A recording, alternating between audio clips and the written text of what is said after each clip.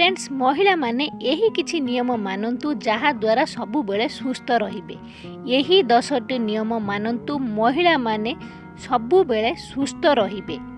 कौन सबु 10टी नियम आगकू आपण माननको मु पढ़िकी सुनाउछि।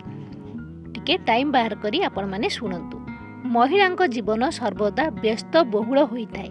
यही व्यस्तता मध्यरे सेमाने निज स्वास्थ्य प्रति अवहेला करिथांती।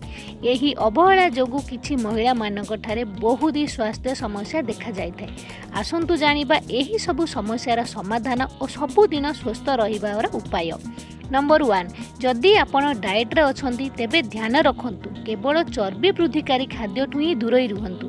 नहेले एही प्रक्रिया रे किछि महिला बहुत विटामिन युक्त और पुष्टिकर खाद्य मध्य खाइबा छाड़ी देइथांती, जद्वारा बहुत ही समस्या उपजी थाए। तेनु डाएट रे रुहंतु किंतु स्वास्थ्यर ध्यान रखंतु। नंबर 2, भरपूर पानी पीबा आवश्यक। यह द्वारा त्वचा सतेज और उज्जवल होता है। लेंबू पानी यही क्षेत्र में सर्वोत्तम होता है। यह द्वारा हजम शक्ति सुदृढ़ होता है। नंबर 3, सकाळ जलखिया केबे भी भूलंतुनी।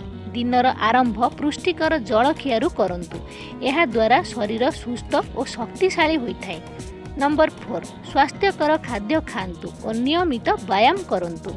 नंबर 5, स्वास्थ्य समेत महिला माने त्वचा प्रति ध्यान देबा मध्य आवश्यक। बजार रे मिलुवा रासायनिक द्रव्य मिश्रित प्रसाधन सामग्री बदल रे घरोई चिकित्सा आपणेबा त्वचा प्रति हितकर होइथाय। नंबर 6, सुस्थ रहिबा पई दैनिक 30 मिनिट व्यायाम करिबा उचित। जिम जीवा अपेक्षा उद्यान रे खेलकूद करिबा और पहरिबा बेसी लाभदायक होइथाय। नंबर 7, प्रति 6 मासरे डाक्तरंक परामर्श रे संपूर्ण शरीरर परीक्षा कराइबा उचित।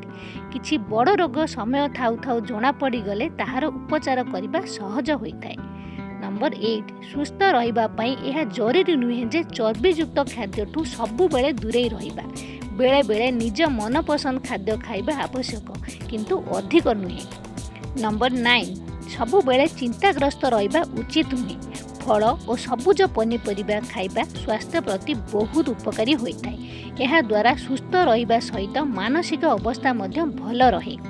नंबर 10, मादक द्रव्य सेवन और धूम्रपान स्वास्थ्य प्रति बहुत क्षतिकारक। यह ठारू संपूर्ण दूरे रुहंतु।